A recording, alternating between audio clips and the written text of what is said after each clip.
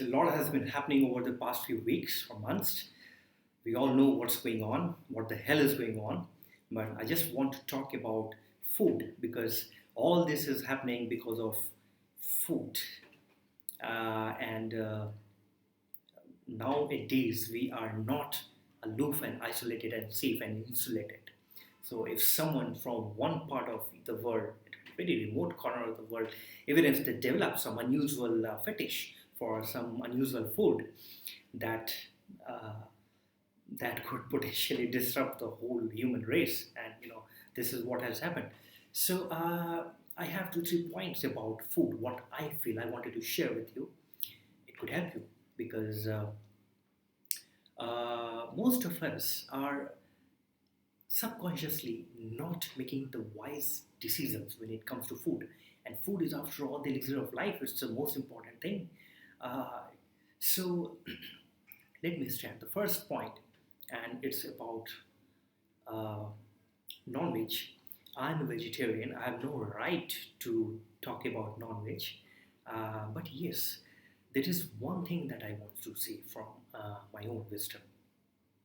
Not my wisdom, I have taken it from the yogic way of life.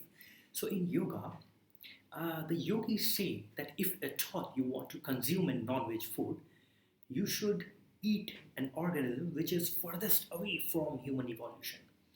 And in that sense, I will advise you, if at all you feel compulsive to eat a non-veg food, please go with fish or seafood, because this is how Darwin's theory says that evolution has happened. Life started from sea, water, then amphibian, and then monkey and human beings, like that. So please do not eat a monkey. Please eat fish. Now, another point when it comes to non-veg is this: there are enough researches where scientists have said that red meat is cancerous, red meat is dangerous. You are inviting your death sooner.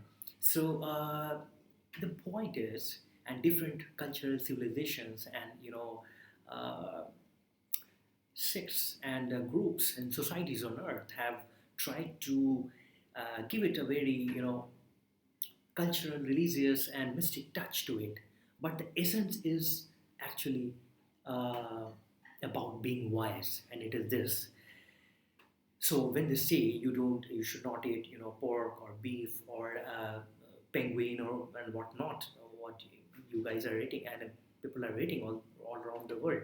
So the idea is you should not consume something uh, which is complicated and which is more diverse in terms of their uh, physical anatomy.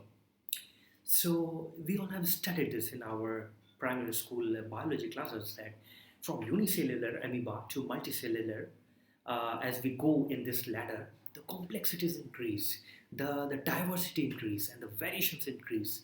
So human beings will have highest level of variation and diversity in them, while amoeba will not have any. So from unicellular to multicellular organisms, be careful in what you are picking. So if you eat some kind of unusual red meat, uh, the idea is it will not integrate well into your system. Now here, some people on earth can digest literally everything, but everyone is not built the same way. What happens is, if I am able to digest uh, stone very well because my digestion is very good, I'm immune, I'm strong. I go on and tell 50 other people, oh, I can digest stone very well. You can try it as well. What will happen is all those 50 people will start eating stone. Now, what works for me may not work for you. So, which is why it's important to note that it's unnecessary to even consume food which might create complication for you. It doesn't integrate well with human system. Some kind of food, I mean red meat in particular, it doesn't get absorbed and assimilated in your human system. It creates a lot of there are a lot of downsides. Now, what according to me is the ideal food then? Well, I will not preach veg. It's not about veg or non-veg. Both have, in both ways, we are consuming life. Though the fact is that in plant life, You don't have central nervous system, so the complexity is not that much. Now, according to me, the ideal food will be synthetic meat, which will have a good thing from both sides, plant sources, vegan sources, and non-veg sources. But it will avoid the pitfalls, the downsides. It will avoid the diseases of the non-vegan foods. So synthetic meat, if scientists are able to design tomorrow, and I think the start has already been made because Leonardo DiCaprio Foundation is already working on it to create a veg meat where you won't even feel the difference. I mean, you will eat it, you will feel like you are having your regular meat, but it's not having the downside of meat, not having the diseases from that meat. This will be an ideal case if we are able to create synthetic meat. I think KFC is also working to do something similar, and it will be great to see what comes out.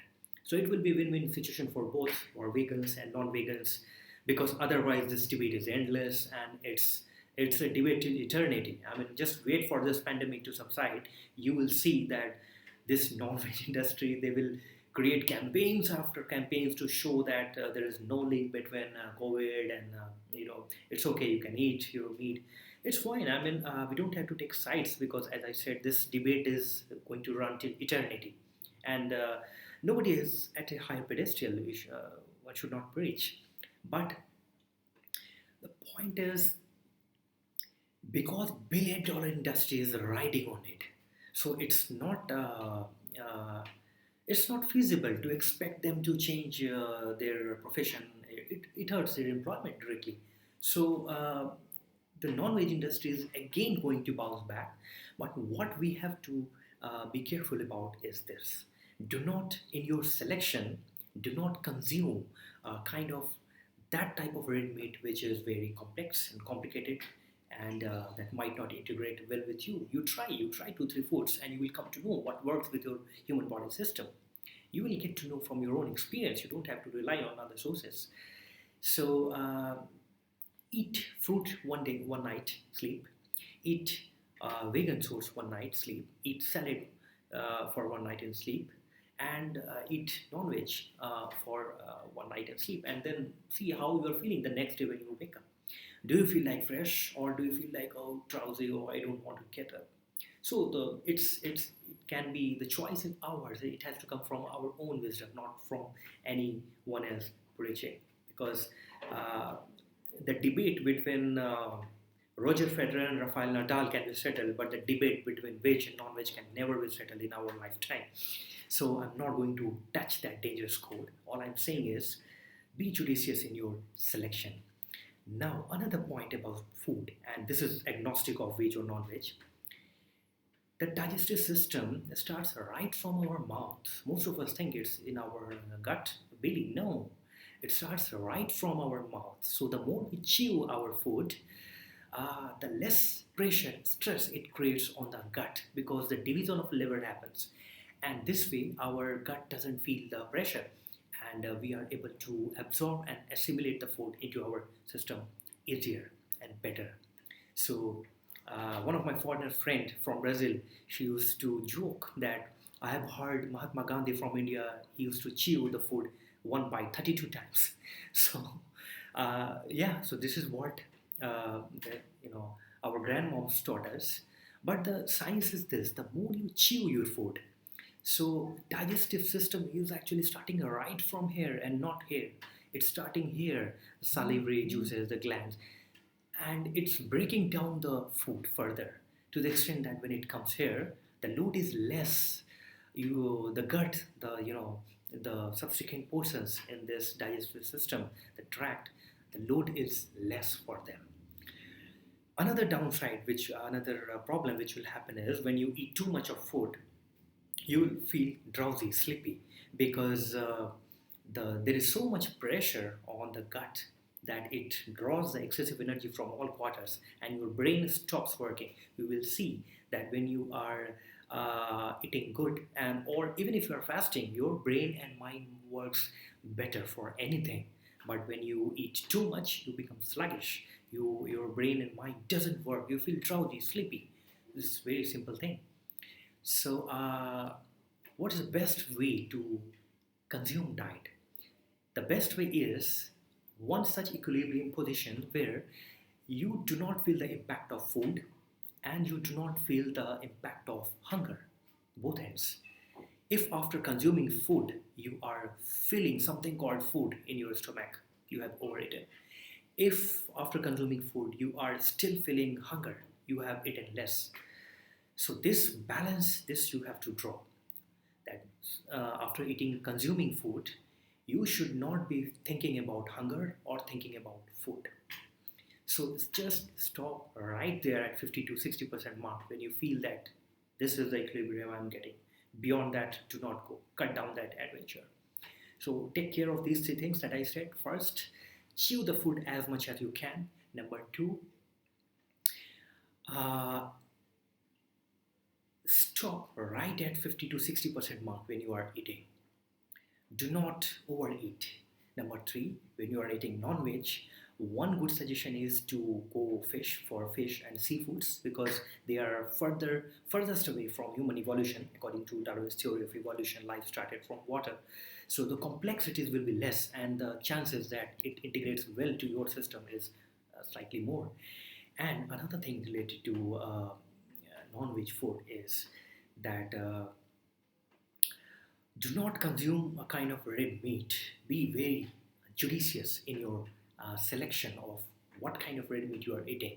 Do not consume a red meat which doesn't integrate well with your human system because the body may find it very complicated, very hard to integrate the external foreign particle, foreign body into your body and then absorb and assimilate.